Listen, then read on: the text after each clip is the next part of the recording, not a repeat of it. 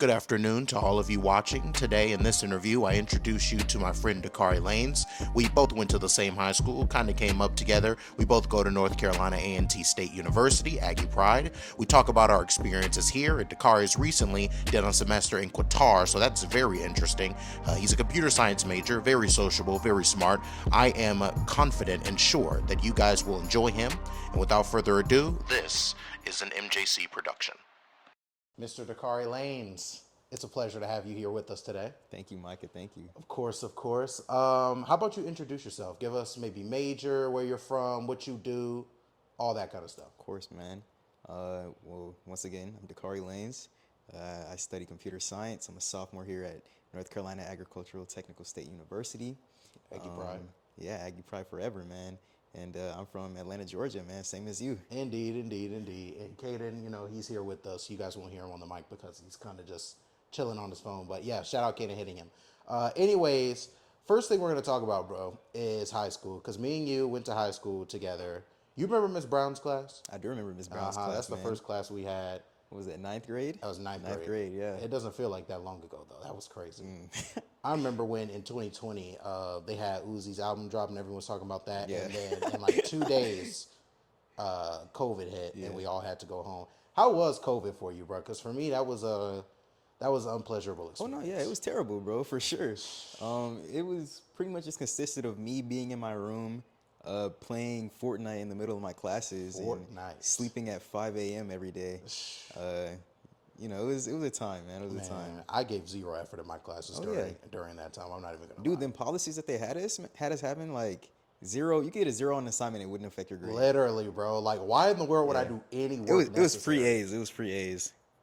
That was crazy. All right. How about the process of coming to NCAT? What made you choose North Carolina A&T? Because for me, it's usually not all about the money, but it's about the money sometimes. Right. So what made you feel like coming to A&T? What made you think that was the best decision for you, bro? Well, yeah, mainly for me, I just kind of wanted a change of scenery. I kind of grew up my whole life in Georgia.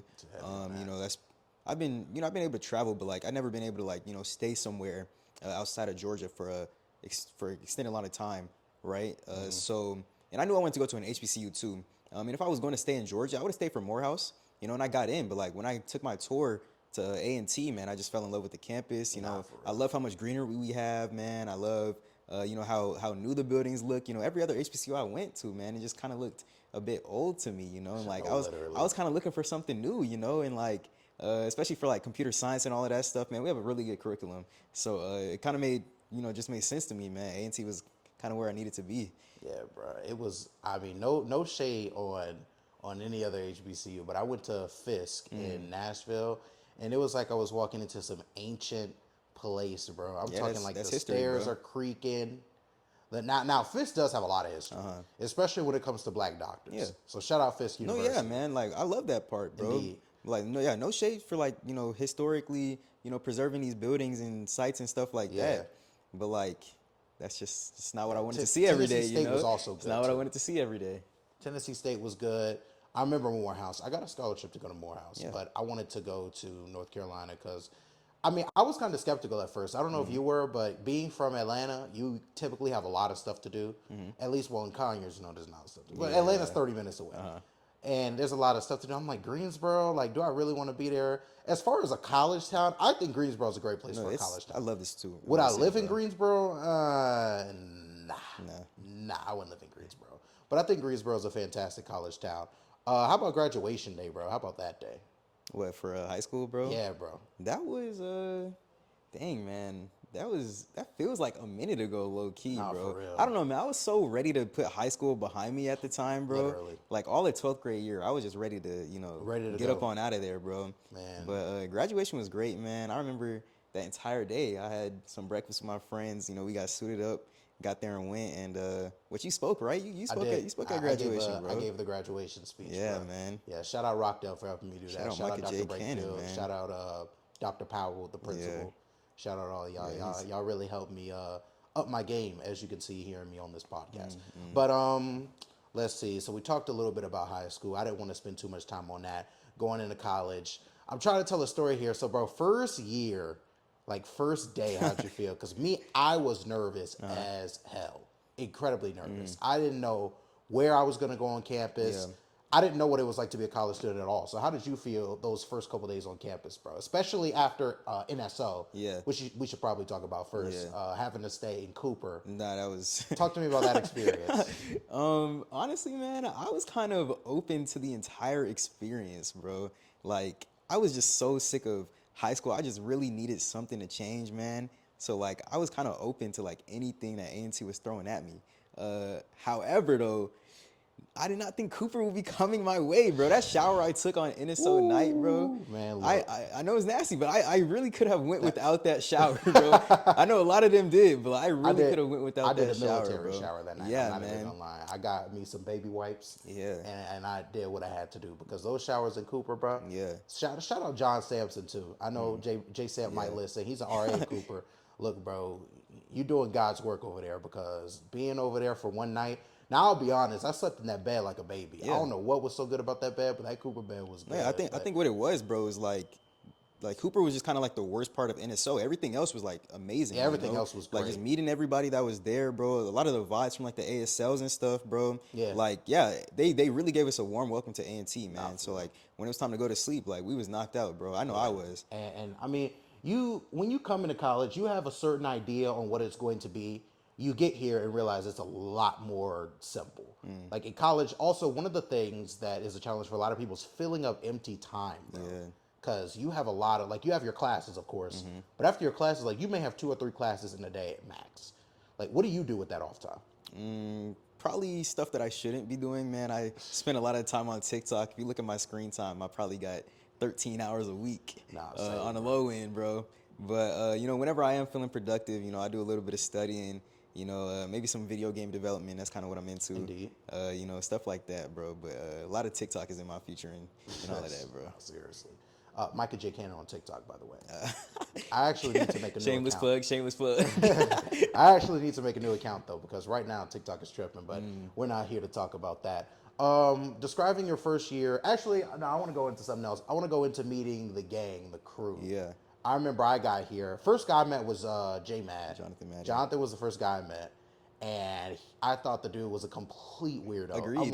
I'm like, Agreed, bro. he was over here just saying random stuff. He's like, we're like standing super close. See, here's the thing. We were taking the honors college picture, and we were like standing super close to people. And I see this dude. He's just over here. Oh man, we're mighty close, aren't we? I'm like, man, who is this guy? Are these the people I'm gonna be in honors college with, bro? And he did not change. He's same guy today. Real. No, he's still the same dude. The same guy today. He's a lot man. cooler than I thought he originally love him, was, though, bro. He's great. Yeah, he's a great guy. At first sight, I'm like, man, there's no way in hell I'm gonna be friends bro. with this dude, bro. Yeah, bro. But nowadays he's super cool. The second guy I met was Ricky, because he was J-Mad's roommate at the time. How'd you meet the people, bro? Because I know J-Mad, Ricky, you got Langston, you got TJ, you got Caden, who's sitting right here next to us. How'd you meet him, bro? Like, who'd you meet? I know me and you kind of technically met first because we went to high school together, but outside of me and you, like, how'd you meet the guys, bro? I'm not gonna lie, Mike, I was not planning to talk to you at all, bro.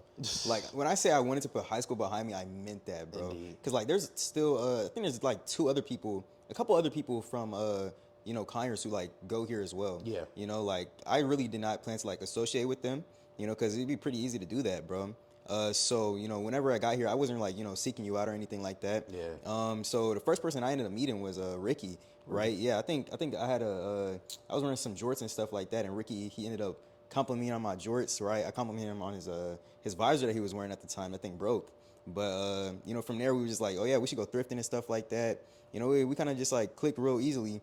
I think, later, maybe that night or some other night that we, after we went thrifting, we all ended up playing spades, and I think that's where I met, you know, I think you were there, John was there, Anthony and Caden showed up as well. And you know, from that night, it started to just grow, bro. From that night, it just started to grow, bro. It was it was pretty smooth how it did, man. Like, it was never forced or anything like that, bro. It was nice. That's the thing, like, it was dope. Like, it wasn't planned at all. Yeah. It wasn't coordinated. It just kind of, it really started with me, you, J-Matt, and Ricky. Yeah. Then Caden and Anthony joined shortly after. Then after that, you had Langston and Evan. Then, you had TJ too. TJ probably showed up. TJ showed up during that time as well. Then towards the end of, like, freshman year, towards the end of first freshman semester, I'll say that's when J-Sep came in Yeah. and joined. You know, Am I forgetting anybody? Nick. Justin and Nick were there kind of at the Yeah. beginning too. You know, they I remember some Nick. Florida Shout out Nick guys. Blackson, man. He's not an NCAT with us anymore, but Yeah, you know, bro. he's still around, probably at a track near you, Boys hopefully running somewhere. making money, man. Indeed, Boy bro. drives a Tesla. Love that guy. So let's see. Let's see. We talked about the friend group, talked about meeting them. Maybe describe your freshman year in 3 words. Really, really amazing. I loved Really, it, bro. really I amazing. loved it, bro. It was awesome, man. So spontaneous, man. It Nah, was for great. real. It was great. One thing that like I think people underrate, man. I 100% love my parents to death, but man, I like with all the muscle on my body, I avoid going home at all costs, bro. Like I really, because when you're in college, bro, you get that individual feeling. Yeah, Like you can make your absolutely. own decisions. You can like, if you have a car, you can go where you want when you want to. I mean, you can even walk out of class if you want to, bro. So Yeah. it's like when you go back to your parents, it's kind of like I'm under these Yeah. guys again. Yeah. I don't really want to. How What you are mean you your asked me to do dishes, man? Come on yeah, now. like bro, it's just like come on, dog. Yeah. Let me see. So after freshman year, shortly after, it was announced, quote unquote, really just you putting it on your story that you were going to go to Qatar. How was the what? First of all, how'd you come to that decision, bro? So yeah, that opportunity really just came to me through the honors college, right? I just got an email from Dean Knipes, and she was like, "Yeah, this is a super like, rush job. This is like something that's happening super quickly. Yeah. They're looking for a rising sophomore in either computer science or business who would be down to study at Carnegie Mellon, Qatar." And like, yeah, in that moment, I was kind of hesitant when I saw that email, right? Like, I knew I always wanted to study abroad. Qatar was never really like on my wish list of like places to Right. go, right? But it was like, I was hesitant because like, even though I wanted to study abroad, I never thought it would happen so early. Didn't know it would be Qatar. So I called my mom, bro, and like in that moment, she really gave me some words of wisdom. She kind of snapped me out of it. She was Right. like, yeah, you can't let your fear, get in the way of like your ambitions and Right. like reaching your goals and stuff like this. She was like, this could really be a stepping point for you. Indeed. And like, yeah, after that, I was like, okay, man, I'm locked in, bro. So yeah, I sent out the fact that I was, I was interested. She asked my resume, got an interview with the guys, and they loved me, bro. And they sent me over there, man. I had a great semester over there, man. It was great. That flight was long as hell, wasn't it? Yeah, it actually was, but As someone who's it been was to Europe, bro, I can tell you, dog. it was cool though, man. It It was was cool. cool. Let me see. All right. Talk about your time in Qatar. I actually have some specific questions. Let me see. Are the people over there like how different are the people over there, bro? Yeah, so in my experience in Qatar, there's gonna be like two types of people that you meet over there, right? You have the locals, like the actual Qatari folk, and then there are the international students that I was exposed to through CMU's like transfer program, or they do a lot of like international students, right? So they bring in a lot of students from like Rwanda, Belarus, Russia, Right. right? So yeah, those are the two types of people that I would meet, right? First off, I would say like everybody was welcoming, right? Whether it was the locals or the other students that I met at the school, everybody was welcoming. Everybody wanted to like get to know me. Everybody wanted to like share each other's culture. Man, it was a really nice experience in that fact, right? Right. But yeah, when it came to yeah, the international students, they just seemed a lot more eager to get that out of them. Like they were super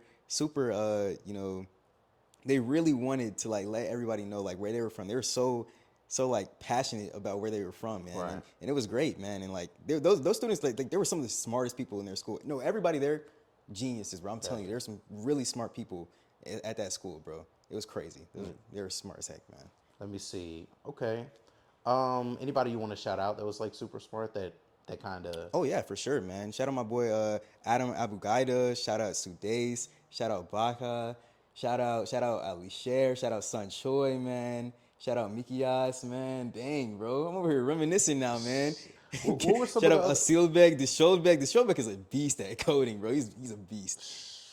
what was some of the places they were from? Like I know you said Russia, I know you said Yeah. Belarus, like Yeah, anywhere else? a lot of the stans like Pakistan.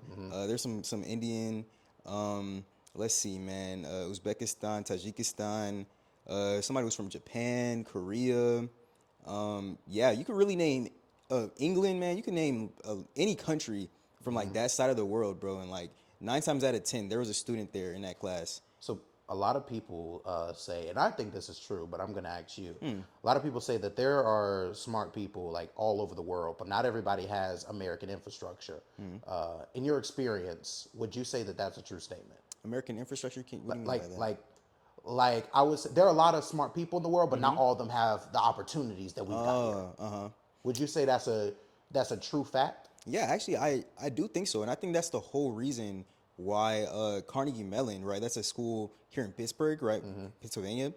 That's kind of the reason why they have a branch school over there in Qatar, Right. right? Yeah, I don't know if you know it or not, but there's actually a couple of other schools that are in that type of campus, right? It's called Education City, right? It's like a multiversity type of thing they like to call it, where there's I think it's Northwestern's over there. Georgetown's over there. It's a couple of American schools that are over there. Right. And the whole purpose is to like, have, our type of education be accessible for, students in that part of the world. It's just being able to diversify it and, really get those minds that are over there so that they can actually experience this type of stuff and get out there and help the world out. Would you ever live over there? In Qatar, man, Yeah. I don't know. See, look, part of it, bro, no taxes. Qatar doesn't have any taxes. Untaxed money, bro. I Wow. swear. If you make 100K, you get 100K. 100K? I'm telling you. That right there alone, that's a crazy Yeah, I ain't thing to gonna lie, look at, that's- bro. that's good, Right? bro. Like, I would work over there for a while, bro, and like just stack it up, bro. I could probably do that. Yo, like But- no taxes. yeah. Saudi Arabia has the same thing too. But then again, man, like, there's really no place like home, bro, like America, man. There's just so many stuff. There's just so much stuff that I missed while I was over there. Like my usual routine of just like, thrifting every once in a while or just, finding a new spot, bro. Like there's just so much of that here in Greensboro alone, Yeah. let alone like all of America, bro, that like People got I was different missing ways out of on. life over there, bro. Yeah, That's the bro. thing. No, yeah, it was definitely still cool. It would be something to adjust to, but yeah. like that's for me, bro. Like as a student, like I'm still young, man. That's just Yeah. something I'm craving right now. It started to get a bit mundane for me. I went to Europe for 2 weeks, and I was like, I went to Europe and Africa. Ended up in Spain and Morocco for 2 weeks, and then and I was like, man, I'm so ready to go back home to America, bro. I'm so ready to go back home to America, and it's just you really realize how good you have it over here. Yeah. But at the same time, you can start to appreciate other people's way of Yeah, life. bro. Like while I was over there, I definitely like feel like my worldview was broadened. Like we're actually just like a massive community of people. Like the people over there, they were not that different from the people over here. We all joked the same. We all laughed Right. about the same stuff, man. We all thought the same things about a lot of things. So it was like, yeah, like they're not that much different from me and you, man. So I'd really go anywhere in the world. I'd study abroad again, bro. I yeah. definitely would, bro. I might study abroad later. I don't know. I don't know. No, That's far I'd away recommend from it, home, man. I'd recommend it. I might do it, but more about studying abroad. I know you went to Qatar. What other countries would you want to study abroad in if you did do it again? Because you mentioned wanting to do it again, and I'm just wondering what other countries would you want to go to? Because I've been to Spain and Morocco. Yeah. I don't know if you want to go to Spain and Morocco. I'd recommend Spain and Morocco though. But where would you like to go to study abroad again? Every time I thought of studying abroad, like prior to this, like I said, it's been on my bucket list for a while. I've always wanted to go to Japan, bro. Japan? Like that's always just been like a travel destination, like same, on the wish same. list. But I feel like studying in Japan would also be just such a crazy vibe, Incredible, bro. So I feel like Japan would be super dope. I think South Korea would be super dope too. But also feel like somewhere in Africa would be nice, man. Heck yeah. Yeah, maybe like Ghana or something, bro. I've always wanted to go to South Africa. Yeah, bro. Because South Africa, bro, it just seems like Africa's such a naturally beautiful Yeah, place. man. And a lot of people don't give it the credit it deserves for that. Because what we see in American media is like the poor side. And there are people who are impoverished in Africa, but there are people who are impoverished in the United States. All over the world, bro. But man, the most naturally beautiful country I've ever been to, it's got to be Morocco's got to be up there, bro. Dude, It's I absolutely bet, bro. And like when I went to Qatar, that was actually my first time like ever being on that side of the world. Yeah. Right. And so like the beauty that I saw over there was like completely different to like what I've seen over here. So it's Absolutely like I just want insane. more of that, man. So like you can send me anywhere, honestly, and Right. I'd probably say yes. How about some of maybe the cultural difference? Like, did you see people or even animals move different. Because I know in Spain, I saw, you know how you need leashes for your dog, like in the United States, and they have to, in the United States, dogs are like a little misbehaved, right? In Europe, you don't need a leash for your dog. Like their dogs walk right next to them without any command. Now the birds were incredibly aggressive in Europe. I don't know why. It's like we were sitting next to this duck pond and these ducks got in a fight, and it was the most drama-filled thing of all time. So, what are some differences that you notice in Qatar? Like maybe the people, the animals, anything. Well, yeah, I mean, since you were speaking about animals, first thing that comes to mind, just like the cats. Like there are so many cats Stray just cats. around, dude. Yeah, man, and like there were strays. You know what I mean? So it's like, but the thing is, like the people there, they just like take care of the cats. You know, it's just part of the Right. culture, I guess. Where every cat there, like they're not skinny stray cats that are just like not well groomed or whatever. They're not even angry cats or anything like that. Right. You know, like they know they're being taken care of. They know, everything that's going on. At the end of the day, they're gonna be fed and all of that stuff. So yeah, there were some pretty happy cats that were always around. And yeah, as far as like people go, I don't know, man. I kind of forgot the question, Mike. I'm not gonna lie. I said, what are some things that you noticed that were different about the people and maybe even the animals? I don't know. I think the people were pretty much the same. Yeah. Honestly. Yeah, One thing I had noticed in Europe when I went was the people were a lot more. They were a lot more together in a community sense. Like in America, it's not often that you have full families go to like a random cafe on a Wednesday afternoon Okay, or yeah. go to the museum on a Wednesday afternoon.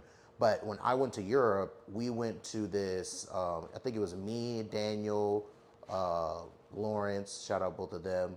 We went to a small cafe. It was like on one of the streets, and it was like whole families in there, bro. I'm talking about wife, children, husband, and we're like, oh my goodness. And a lot of people speak different languages out there. Like they speak, of course, Spanish, but they also speak English and French. Did you notice that in Qatar, or did they speak? What language did they speak in Qatar? Was it So Arabic? yeah, there's Arabic, Arabic.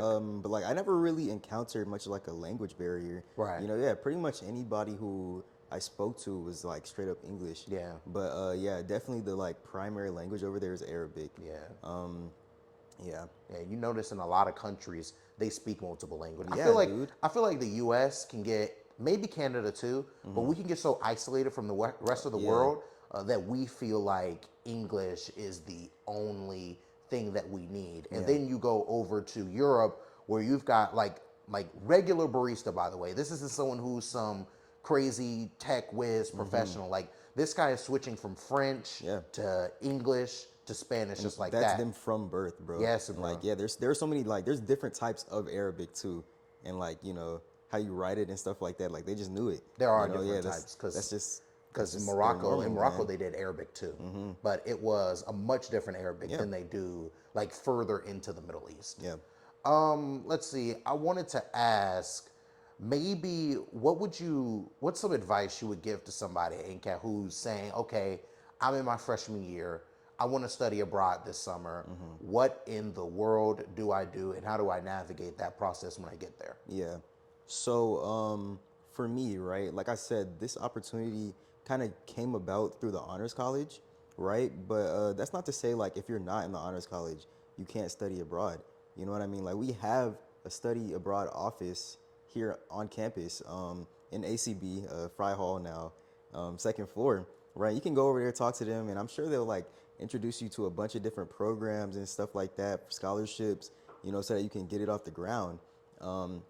Yeah, and then more so to like the logistics of it, I guess. Like, there's just like a couple of forms that you have to fill out. Making sure that all the classes that you'll be taking over there can be transferred over. Because like that's very important. You No, don't literally. you don't want You to wanna be. go I over there didn't. for a Yeah, I reason. don't want to be a semester behind. Right. That was not gonna be cool. You want to make sure that like when you leave, you're not being like charged for tuition while you were gone. Right. Right. Because if you don't like cancel that meal plan, they definitely will put that on your balance, bro, and like you're not even gonna be swiping no card. You know what I mean? Right. So yeah, it's tiny tips like that, but they definitely did like give me an advisor, right, where I could like ask all those questions, be Right. guided with that type of information. So I wasn't completely left alone. How was the weather out in the Middle East? Was it considerably hotter than it is in the United States? Dude, it was crazy hot. Super Yeah, hot. bro, it's every time you walk into a building over there, like it's cold, right? Like AC blasting. And then you walk outside, you're reminded of like why the AC was blasting. Right. You know what I mean? Like when I first got there, walking outside the airport, bro, and like it's not even like a desert type of like heat. Like it's humid too. You know, like if you have glasses, they're gonna fog up. Right. Yeah, That's it was nuts, bro. It was nuts, man. Like stepping outside of the airport for the first time, man. Like I felt like it was an instant heat. I was like, wow, this is like I know, like you feel like you're somewhere else. Hits like, you right in the face. Yeah, you know you're in a different place. It was crazy. Yeah, bro. one place that was hot for me was Morocco. Probably not as hot as the Middle East, but in Africa, in some buildings, they don't have any AC. And I swear, these people have different like cardiovascular systems because we're over here in this restaurant with no AC. Mind you, there's a kitchen right next to us. So it's blazing hot. We're over here. We're like, please open some windows. We're drenched in sweat. It was in they call it the Blue City. I can't really pronounce the name. It's like Chefskaken or something like that. Shout out to anybody who lives there. Beautiful city, by the way. But it's in the mountains and it's incredibly hot. And shout out to that bus driver because it takes hella skills to drive through those mountains with that big old bus. I'd be terrified. Like, bro, I was so knowing. scared, bro. I'm already knowing. But like that, it was just so hot in there. We're drenched in sweat. And these guys are like no sweat on their faces at all, breathing just fine. They're like, oh, that feels normal to me. I'm like, yeah, bro, because you're kind of used to this. We are from America. We have air conditioning. Like my temperature inside my room right now is probably like 60 something. So like those people over there, like it's just interesting how people can adapt to ways of living. They can adapt to the food, adapt to the weather, adapt to even the altitude. And it was a beautiful lake over there too. It was like this amazing crystal blue color. Dang, it was absolutely amazing. It was great. It was hot as hell. Sounds awesome. But it was great. What about the food there, bro? I know you tried Dave's Hot Chicken over there for the first time. Yeah. I'm interested to hear about that experience because I tried it in Conyers, where we're from, for the first time. I thought it was pretty good. So what you think about it? Yeah, I mean, I haven't tried it in Conyers, right? So I haven't had like the only time I've had Dave's Hot Chicken was in Qatar, right? I went back like another time, so it was good enough for me to go back, right? You know, it's a little bit too much for me, you know, as far as like it's not really worth the price point and all of that stuff. Right. But I thought it was cool, you know, it was just a cool experience that I wanted to try out. But like, yeah, as far as like other food there, bro. So yeah, one thing with Qatar, bro, it's more of like it's a melting pot type of thing, Right. Like even here in America, like there's just so many different cultures and like nationalities, like of people that are around. Qatar is pretty much the same, you know what I mean? Right. So like yeah, there's a bunch of different people that live there. So whenever they get there, they really just start up their own like restaurants and stuff like that. Right. You know, so you also have your regular places like Qatari dishes and like restaurants. There's also like there's Turkish spots, there's Japanese spots, you know, Korean spots. Like there's food for like everything, right? Right. So like most of my time, I spent pretty much using their equivalent like DoorDash. Right. It was cheaper too, man. It was a lot cheaper. So Oh, yes, it's gonna be a lot cheaper I was overseas. really able to like explore like culinary wise and like really get some authentic, like not even just Qatari food while I was over there, man. I was loving it, bro. Right. The food was actually definitely a highlight of that entire thing, bro. Did the food feel healthier? Because I know in Europe the food was a lot more fresh than would be in the United States because in Europe they have stricter rules on all the chemicals and pesticides you can use. So do you think that the food felt maybe fresher or healthier over in the Middle East? I could for sure say one thing though, like the portions were definitely a lot smaller, bro. Oh, yeah, 100%. The portions were like most definitely Yeah, smaller. you notice in right? the United States we eat Yes. like big. Yeah, it was a lot smaller, right? And I think it definitely also had to have been healthier, bro. Cause like when I got there, I lost so much weight. You're gonna lose I lost some so weight. much weight Yeah. while I was over there, bro.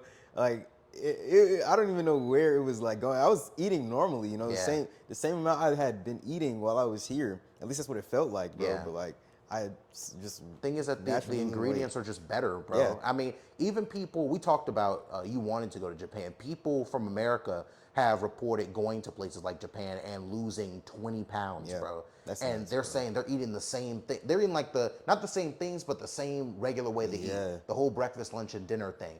But in Japan, the food is less processed. right? It's considerably more healthy, less calories, Gotta be, but man. more protein. Yeah. So you're getting full while not eating as much. When in America, a lot of our stuff is Yeah. processed. We got a lot of You have to like work for that type of like literally, healthiness in your yeah. food type We of got a like. lot of stuff that should be in a science lab in our food. I saw something like BZ xanthanol or something like that. I'm like, what Yeah. in the world is that? But that's something that's like a reality here, Uh-huh. bro. How about maybe navigating the difference in laws? I know I didn't have a problem with it in Morocco, but Morocco is a Islamic country, which means certain things, you just can't do. They don't Yeah. want ladies to be too revealing. They don't want you to wear maybe things that would be considered vulgar, like on your shirts. Like in America, you can wear whatever you want, but if you wore like a weapon on your shirt, Yeah. that would be looked down upon over in Morocco. So how did you navigate the different laws? Because I know is Qatar is Yeah, an Islamic country. it's an Islamic state as well. Yeah. Yeah. So how did you navigate those different laws over there, bro? So yeah, that was definitely something that me prior to getting to Qatar, I wanted to check out, right? Because that's something important. With me being living in that country for months, Right. like I was definitely going to have to, adapt to the laws that were over there, bro. Right. Like that's what's expected. But like really, it's nothing. It's really simple, honestly. It's literally just like uh, respect, like literally how you live here. Like you're just gonna Respect the culture. others. Respect others, respect the country type of thing, Right. right? So like even me being like as a Christian, right? It's not even though I was surrounded by even in times where people were like praying, they pray 5 times a day, Yeah. right? I would never be the guy who's just gonna like talk through it and stuff like that. It's very easy to get through all that type of stuff if you're just able to just respect it. It's like I was the visitor, so all I can really do is not really shame them. Right. Like I just have to be in that environment. Yeah. And it was never anything extreme either. I feel like that's one thing people really fear. Like yeah, nobody's gonna like arrest you or like harm Yeah, you. it's For, pretty straightforward. yeah, Like exactly. even if you need it, the people will explain the laws Exactly, to yeah. you. I'm telling you, they were very welcoming, bro. Yeah. So like, if there was anything that really was at a place that I was doing, they would have like pulled me aside first to like tell me that. Like it would never, like I never would have been like in danger type of thing. Right. It never have been like that. Yeah, I remember I was flying out of Casablanca, coming back to the United States, coming back through New York, and I saw a man, and it was like a crazy experience because you realize how faithful these people really are. This dude is literally, he's a janitor. He's like cleaning floors, and like he's doing all the grimy stuff that most of us wouldn't want to do, like straight up. And I see this guy like put out I don't want to call it a carpet. I don't want to be disrespectful, but you pray on it. Yeah, yeah. Pulls it out, and he like starts praying. This dude like, and I don't want to sound weird, but I was just watching this dude. I'm like, bro, like to be that faithful, bro. Like this guy is cleaning floors, dog. He's doing work that most of us will like scoff at, right? Work that most of us would be like, oh, I don't want to do that.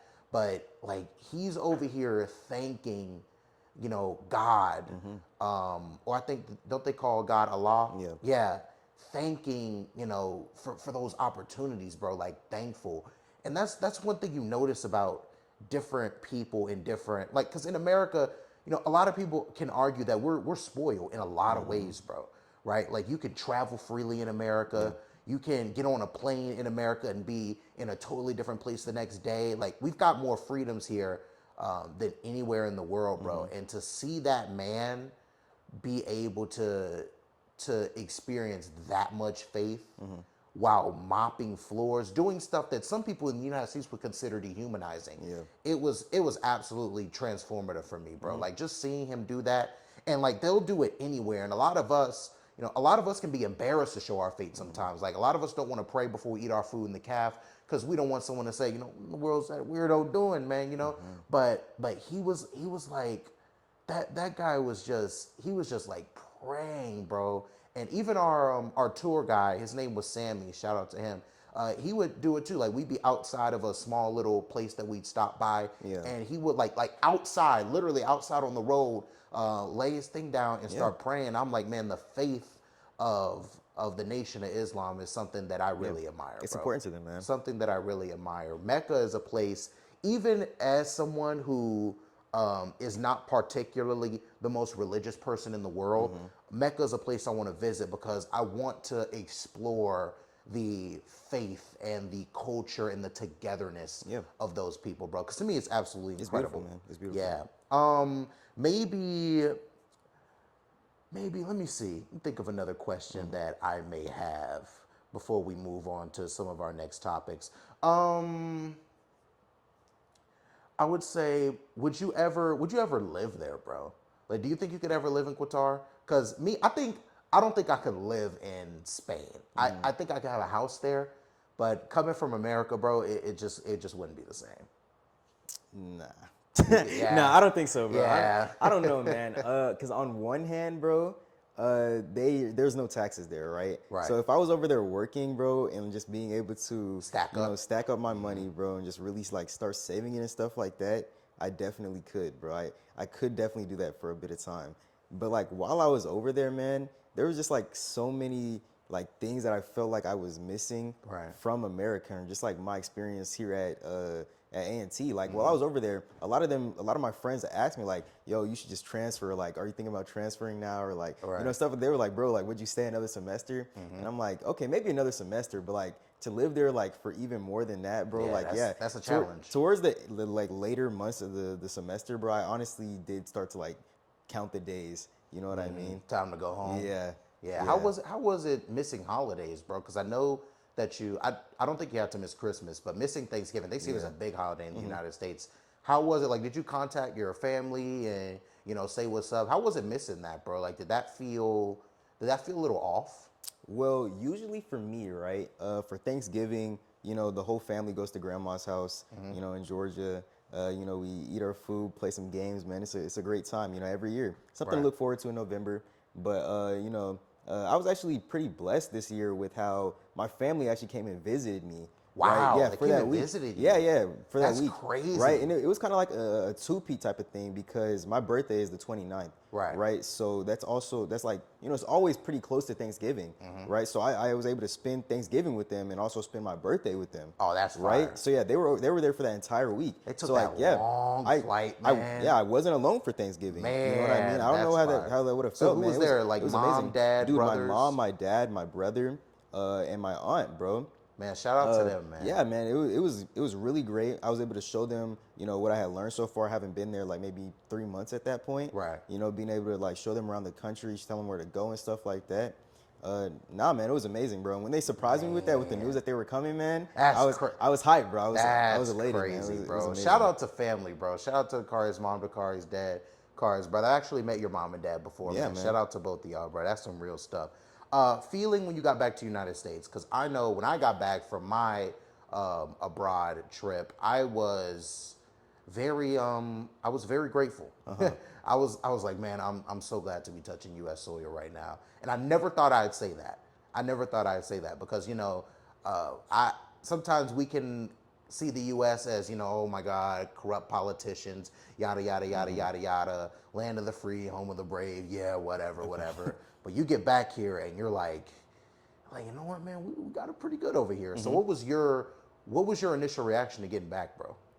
Well, beforehand, right, I was talking about how, I started to, count the days, as I was over there. Right. And, I was just like missing thrifting and stuff like that. But honestly, I could go without that stuff. You know what I Right. mean?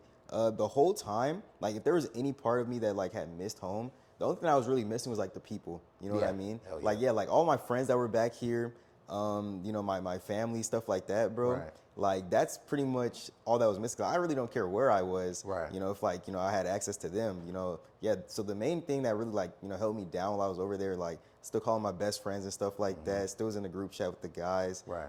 So yeah, even when I had came back, not much had really changed for me, you know what I mean? Right. Like it was just more so like, oh yeah, I could look back on my experience in Qatar being like, yeah, I was grateful for that. I'm really glad that was able to happen. But like it was just like a time.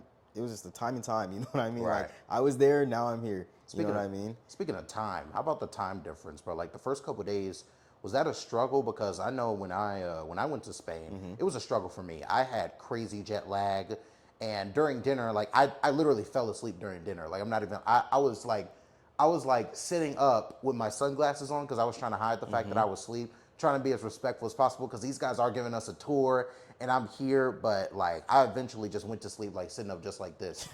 And bro, that jet lag was bad, bro. So like, well, the first couple of days, was that a significant time adjustment for you? Yes, bro. The time difference was like 8 hours or something like Yeah. that, man. Like something I had never experienced before, though. You know, like whenever I was going to sleep here, I think y'all were waking up We here, were and like waking up. you know, vice versa type of thing, right? So like when I had actually gotten there for the first couple of days, I definitely was trying to just like rejuvenate, you Right. know. Like I had already tried like staying up on the plane and like you know sleeping part of it, staying up for the like last half of it so that I could like sleep that night. But like nah, it didn't even work. That all went out Yeah. the window.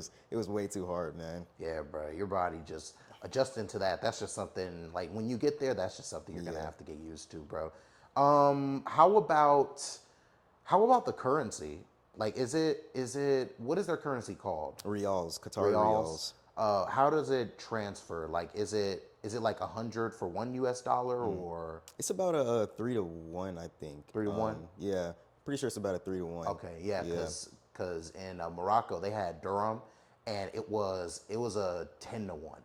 You could get 10 dirham for $1, bro. Dang. So like 400 dirham was $40, and I got a really nice bag for like 450. That's fire. And and they're like, and the thing is, bro, you don't realize how powerful American currency is until you go somewhere Yeah. else and somebody else sees that that's in your hand. Like I remember I was in front of a man and I pulled out a regular $10 bill. This guy acts like I just pulled out gold. Wow. Like gold or diamond. He's like, oh my God, you just pulled out. Oh, it's just a $10 bill, bro. Oh my God.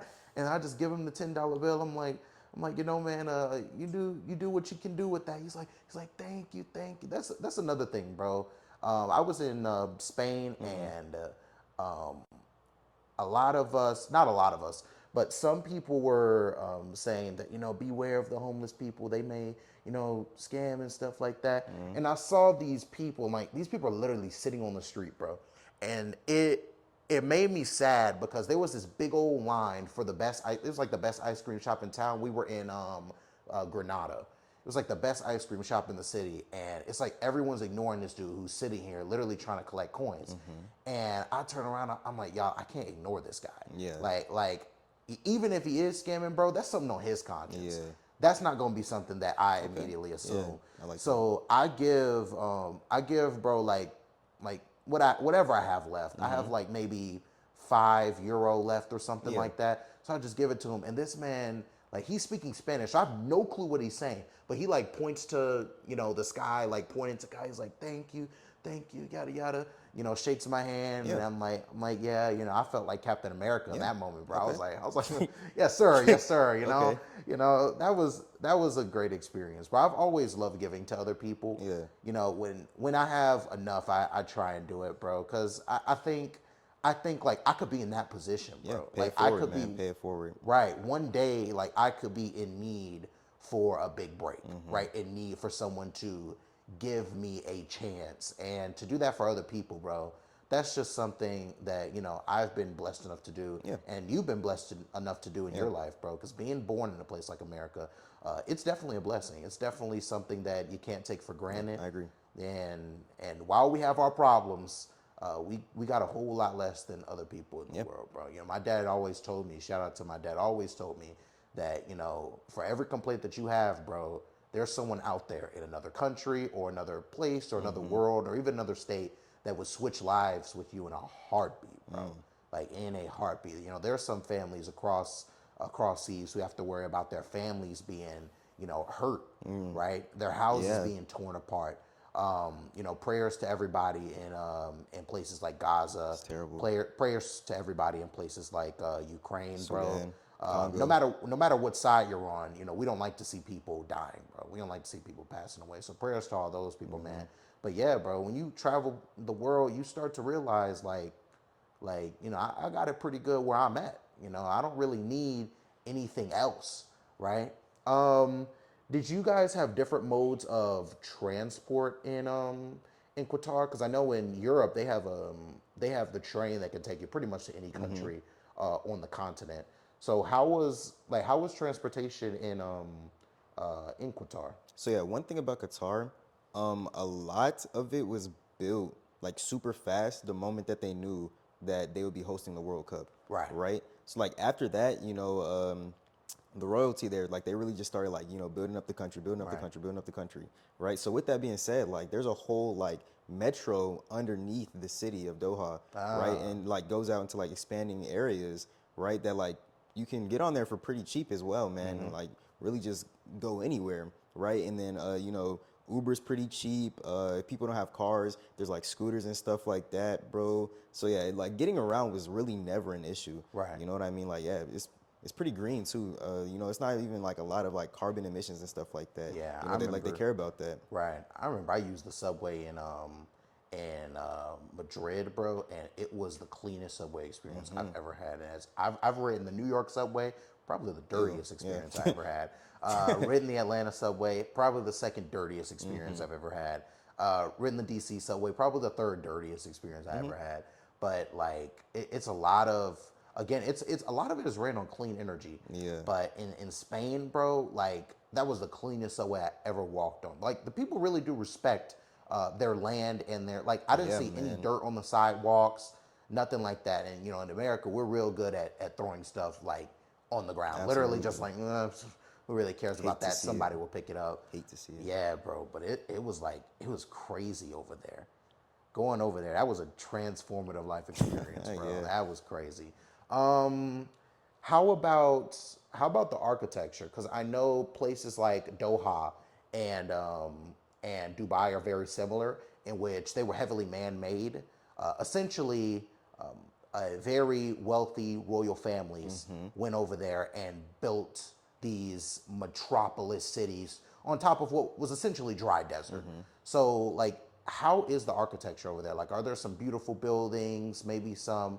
Maybe the school looked good. How was that over there? Yeah, the architecture over there was actually really amazing, right? Like I said, yeah, with the World Cup. So for them to like build up a lot of those buildings, they like entrusted that stuff to like a lot of foreign like architects. Right. You know what I mean? So like if y'all ever want to like look at something really cool, y'all could like the Education City Mosque.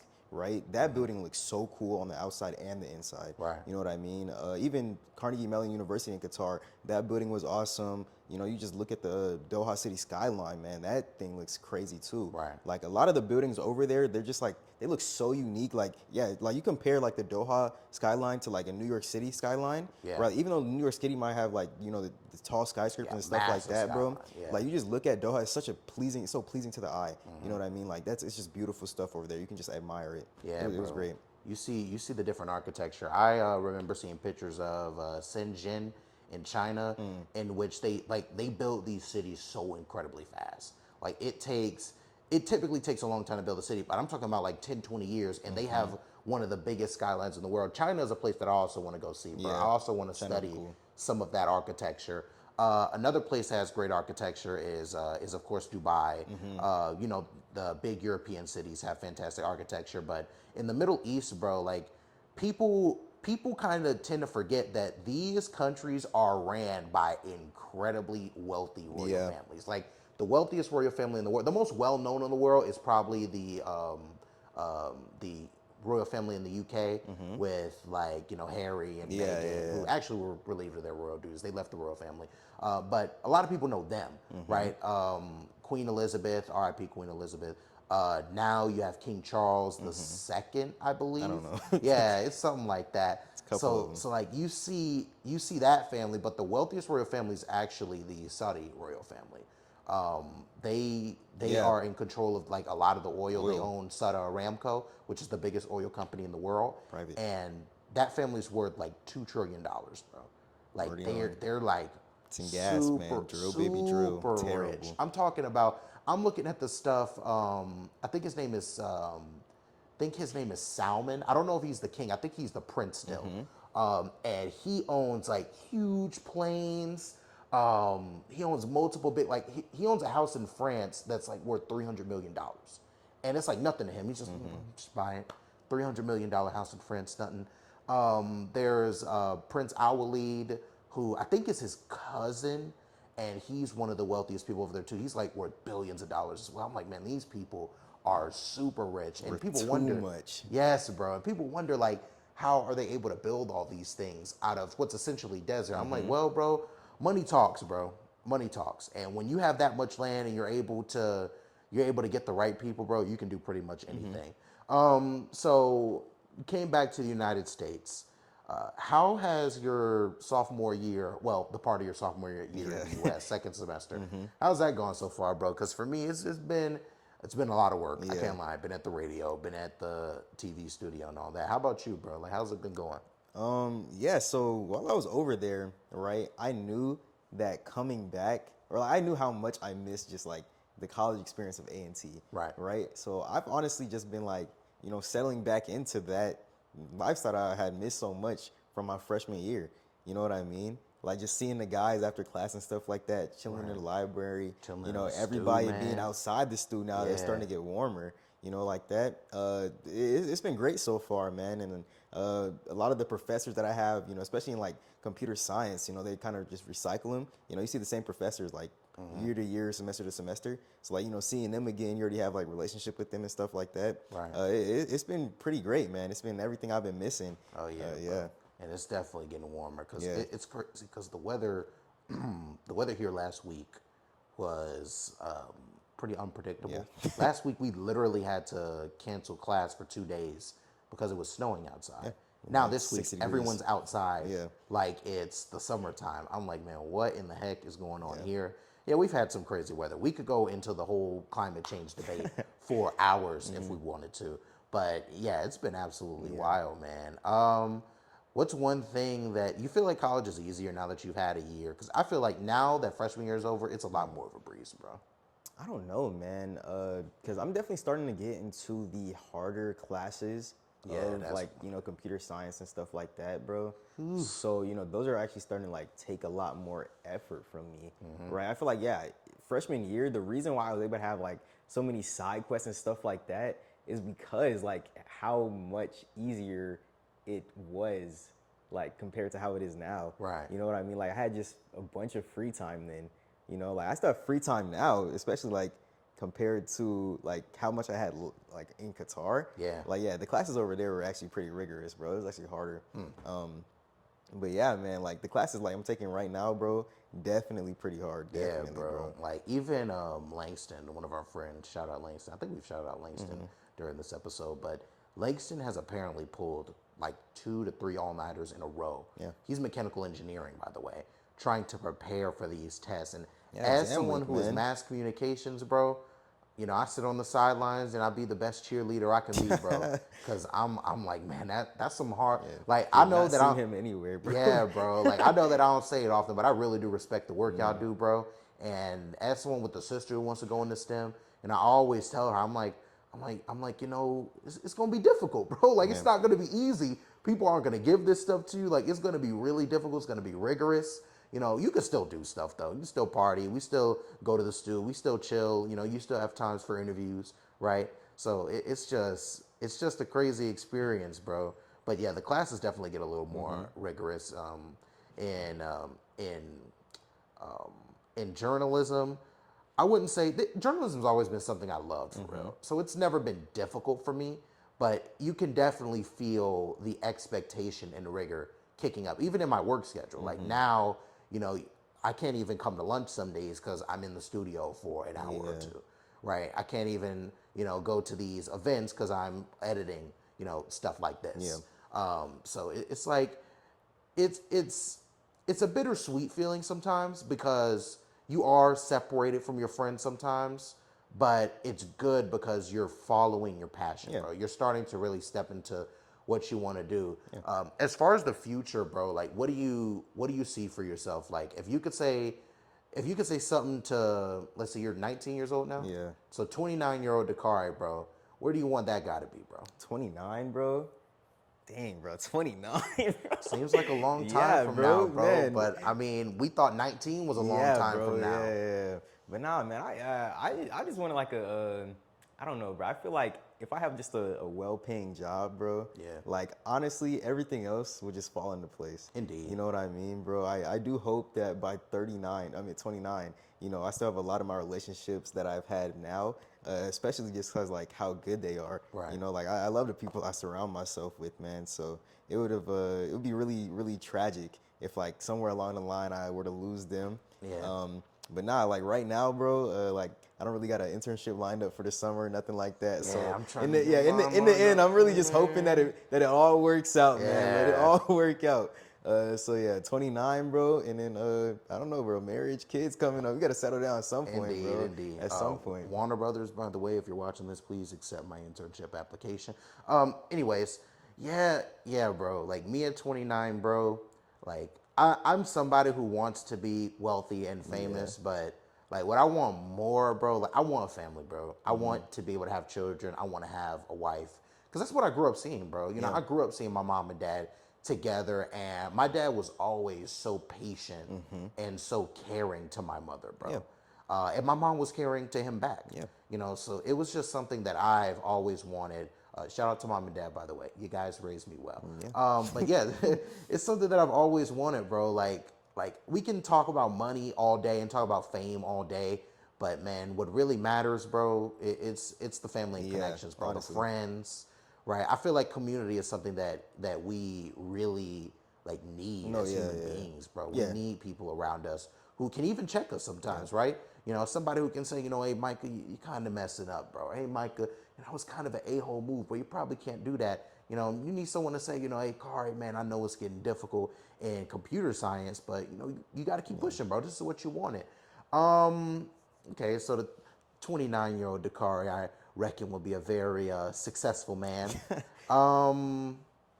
Man, I think that's kind of it, bro. I'm not gonna lie, it was a pleasure having you. Yeah, bro. Thanks. Can we look forward to anything maybe coming for you? Like maybe another study abroad trip, maybe another internship. I mean, like what are some things that you may have planned for the future? Or are you just gonna let it go with the flow? Yeah, man. I'll find out when y'all find out. Honestly, bro, we gonna find out at the same time. I kind of run an open door philosophy. You know, whenever it comes my way, that's when I decide what I'll do with it, bro. Indeed, I don't know. No. BP just hit me up. They, Oh, yeah, okay. they looking at me for a scholarship, and you know, sometimes from scholarships they pipeline you to internship. Right. So I might be down there with my boy TJ in Houston, yeah. Texas. Shout out So I might be there TJ, with TJ in man. Houston, Texas. Shout out TJ. So, I remember yeah. when TJ got that Yeah, too. if it all works out, man, that's where I'll be for the foreseeable future, man. Indeed, So we're indeed. looking Well, at all that. right, bro. It was a pleasure having Yeah, you. of course, Micah Cannon, man. I don't know what this show's going to be called, so I'm going to record the outro later. I'm not going to lie. I'll probably just call it the Aggie Prize Show or something. But it was a pleasure having you, my dog. I appreciate you. We've got an open door policy. You know, you come in whenever you want. View another interview, or maybe we interview you again after your. Bro. It was a pleasure, man. It was a pleasure. Indeed. But all right, dog. I appreciate you. Of course.